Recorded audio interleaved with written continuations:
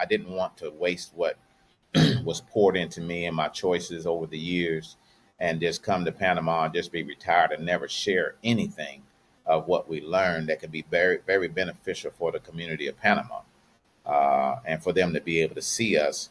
We are professional people that are living here in Panama. We're not just your average, you know, WIC taking, EBT card using, uh, uh, uh, you know, living on the system. We worked to get where Exactly. we didn't have to get that assistance. We worked to be able to make the right choices and sometimes wrong choices to get to where we are and to be able to decide that we leave a country. So these were things that, you know, need to be heard. You Yeah, need to hear this. let's get into that a little bit more in detail, because I don't think people really understand that. You hit it right on the head there. Speaking of the type of people that have the ability, first off, the finances and the fortitude to move down to another country, we're not talking about the bottom of the bottom. We're talking about cream of the top individuals, well educated individuals from many walks of life. But what we're seeing a lot of is the Afro American moving down here that's been educated up north, coming down, and the Panamanians' eye when they see people like us moving down, and you saying we are role models, even if you don't know that you are one and you don't consider that you're one, you are, because they're looking at, well, how's he doing this? How does he or she carry themselves? So why don't you elaborate a little bit more on just the many disciplines that we all bring down here and can share with others, knowing if you're doing it openly or not. People are watching. So that's, why don't you dive in a little bit more on that?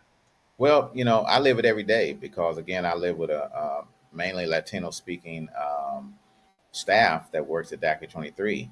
And I see how I greet people when they come in for the first time. I greet them like I've been knowing them all my life, and man, I'm just seeing them after 20 years, and they see that, and they see how we greet each other. Me and the brothers, man, we hit it up like we give that high five.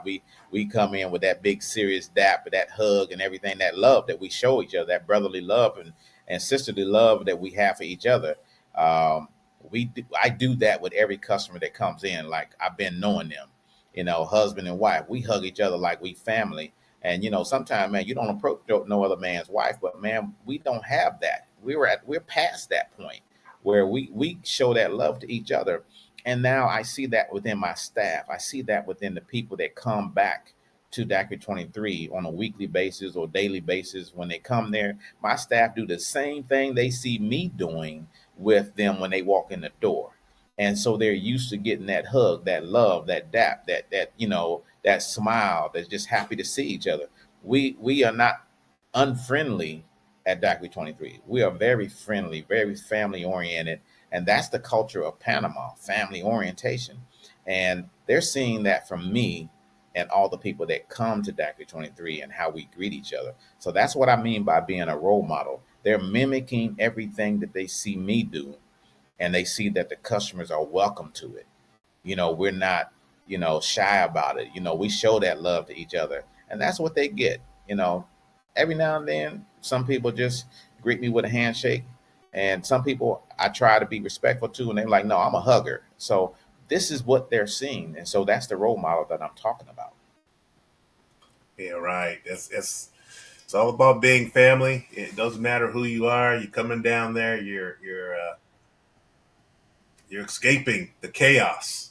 Yeah, I mean, yeah, it's real, folks, and many people don't like talking about it, but man, it's bad, and it's not going to just recover quickly. And yeah. what has happened is many people have it's opened their eyes to it, and now they're like, there's alternatives, there are choices. That's the power of choice, right? I choose to surround myself with like-minded individuals, people that are vibing at a high vibration level. I'm not going to bring myself down to 34.4. I'm vibing at 95.8 and 98.7 at time. That's Wow, why I like to fluctuate. So I'm that's not it. I'm not wanting to be around any of that negativity. So uh, that's what you see there. All walks of life coming into DAC 23. So it's people just need to retune their mind shape. And yeah, it's a transition when you That's when you're leaving North America and coming down. It's a transition to let all that go and to now be your true authentic self. And some people have to find that. So yeah. there's many people around that are already been there for some years now, and they can help you transition. Surround yourself with those individuals, not ones that are going to keep talking about the past or where you just came from and keep you in that mindset.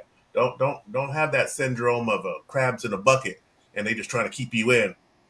Get on out of that bucket, crawl around. There's plenty of sand and an opportunity for everyone just to be their self. So that's definitely something that really needs to be have some light shined on it, because there's a transition period. You just can't hop down and just that's Yeah, feeling good, looking good, Lewis. No, yeah.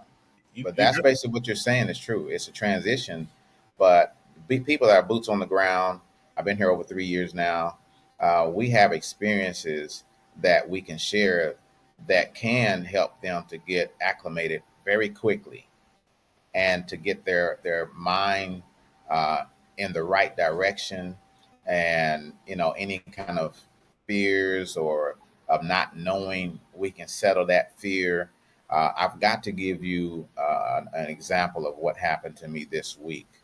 One of the people that came to our one stop one source last month reached out to me. She's in Tampa, Florida, and she was asking. She said, "Well, when we make our move to Panama, my husband is on the donors list for a kidney, and he's going to need dialysis 3 days a week." I'm gonna show you how God works.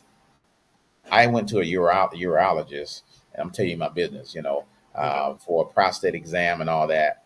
And that urologist, very good woman, and she always checks up on me, send me a text message about what decisions that I'm gonna make regarding the MRI results and what have you. And the lady, I won't mention her name, she said she needs dialysis. So I reached out to the doctor, to the urologist doctor. I said, I need your help, and I shared the text message that she sent to me to the doctor of what her requirements are and what she needs. And so she sent me back the information that there's dialysis here in Panama, Hospital Nacional, well, the clinic associated with them that do dialysis, the doctor's name, so that she can communicate directly with the doctor, and so they can start that plan, because they do have dialysis clinics here in Panama for people that are in need of that, and many more things. And so some of the things that we're going through, no, I don't need dialysis, but it just so happened that the doctor that I went to as a urologist, she was able to make the recommendation to settle uh, the nerves of the lady and her husband, so they can come to Panama and get that treatment set up right away, or even have it established before they get here. So and this is out of pocket expense now. This is no insurance expense. This is out of pocket expenses. So these are the type of things that I'm talking about, as to where my reward comes when I'm able to use my resources and my connections to help with a situation like that. That's life saving, life changing, and you know, not to worry about it, because we got you. It didn't cost me nothing, but having that particular experience to immediately respond, because she said, I know that you have a lot of connections and I want to know if you can help me. So I was at the right place, right time, and doing good by having those one stops, so where they can say, hey, I need this type of help. That's why I say there's a giver and there's a taker.